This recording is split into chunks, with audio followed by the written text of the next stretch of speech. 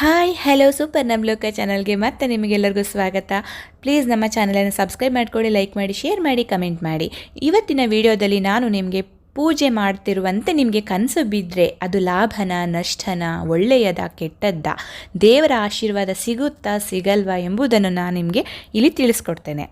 ಮೊದಲನೆಯದಾಗಿ ಕುಟುಂಬದೊಂದಿಗೆ ಪೂಜೆ ಮಾಡುವುದು.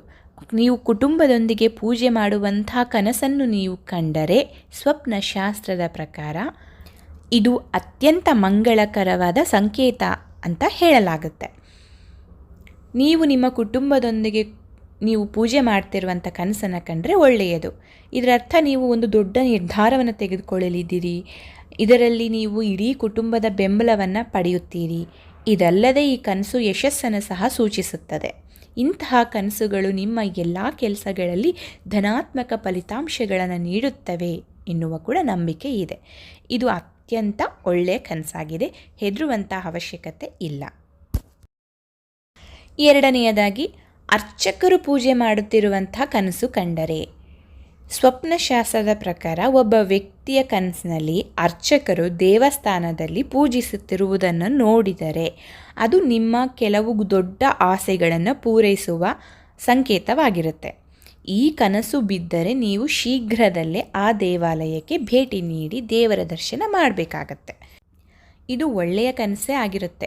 ನೀವು ಬಹುಕಾಲದಿಂದ ಯಾವುದೋ ಒಂದು ದೇವಾಲಯಕ್ಕೆ ಭೇಟಿ ನೀಡಲು ಬಯಸುತ್ತಿದ್ದು ನಿಮಗೆ ಹೋಗಲು ಸಾಧ್ಯವಾಗದೇ ಇದ್ದರೆ ನೀವು ತಕ್ಷಣ ಈ ದೇವಾಲಯಕ್ಕೆ ಭೇಟಿ ನೀಡಬೇಕೆಂಬುದು ಈ ಕನಸು ನಿಮಗೆ ಸೂಚನೆ ನೀಡುತ್ತದೆ.